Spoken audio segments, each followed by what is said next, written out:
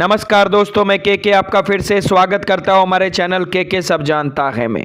दोस्तों, वे प्रेम कहानियां ही हैं जो न केवल इस शब्द और एहसास के आकर्षण को बढ़ाती है, बल्कि प्रेम के अस्तित्व को सदियों तक जिंदा रखकर हर जुबान पर इसका मीठा स्वाद बनाए रखती है।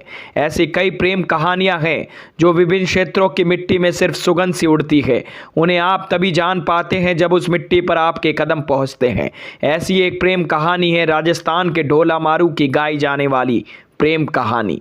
इस कहानी के अनुसार नरवर के राजा नल के पुत्र साल कुमार का विवाह महज 3 साल की उम्र में बीकानेर स्थित पुंगल क्षेत्र के पवार राजा पिंगल की पुत्री से हुआ था। चूंकि यह बाल विवाह था, गोना नहीं हुआ था।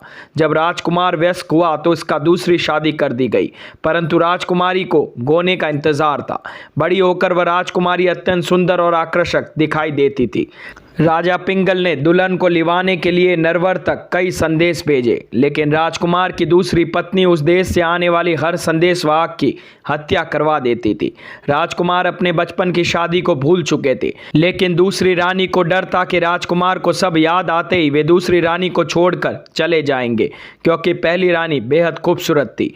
पहली रानी इस बात से अनजान राजकुमार को याद किया करती थी।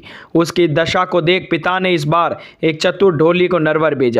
जब ढोली नरवर के लिए रवाना हो रहा था, तब राजकुमारी ने उसे अपने पास बुलाकर मारू राग में दोहे बनाकर दिए और समझाया कि कैसे उसके प्रियतम के सम्मुख जाकर गाना सुनाना है। चतुर ढोली एक याचक बनकर नरवर के महल पहुंचा।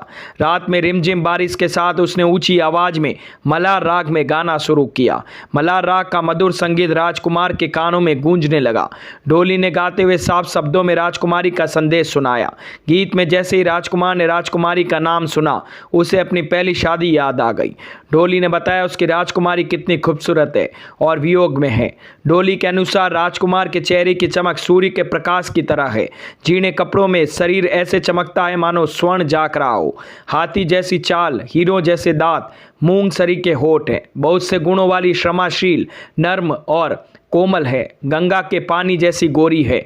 उसका मन और तन श्रेष्ठ है, लेकिन उसका साजन तो जैसे उसे भूल ही गया है और लेने ही नहीं आता है।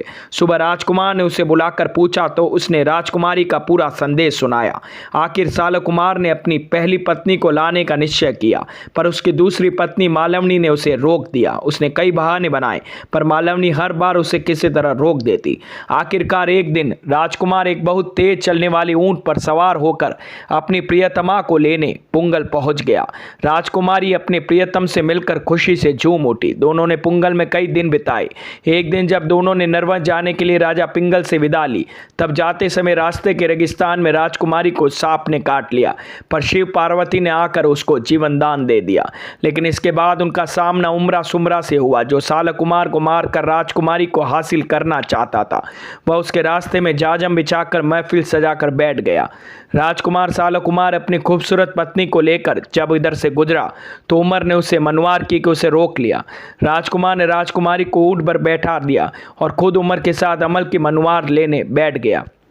इधर ढोली गा रहा था और राजकुमार व उमर अफीम की मनुआर ले रहे थे। मारू के देश से आया ढोली बहुत चतुर था। उसे उमर सुमरा के षड्यंत्र का ज्ञान आभास हो गया। ढोली ने चुपके से षड्यंत्र के बारे में राजकुमारी को बता दिया। राजकुमारी भी रेगिस्तान की बेटी थी। उसने ऊंट को एड़ी मारी, जिससे ऊंट भागने लग गया। ऊंट को रोकने के लिए राजकुमार दौड़ने लग गया। जैसे ही राजकुमार पास आया, मारूवनी ने कहा, धोखा है, जल्दी ऊंट पर चढ़ो, ये तुम्हें मारना चाहता है। इसके बाद दोनों ने वहां से भाग कर नरवर पहुंचकर ही दम लिया। यहां राजकुमारी का स्वागत सत्कार किया गया और वह वहां की रानी बनकर राज करने लग गई। इतिहास में इस प्रेमी जोड़े को ढोला मारू के नाम से भी जाना जाता है। तब से आज तक उनके नाम व प्रेम का गुणगान किया जाता है। तो दोस्तों, कैसी लगी मेरी ये जानकारी? अगर मेरी ये वीडियोस आप लोगों को पसंद आते हैं तो प्लीज़ लाइक, शेयर, सब्सक्राइब करना ना भूले और हाँ, कमेंट करना भी ना भूले। धन्यवाद।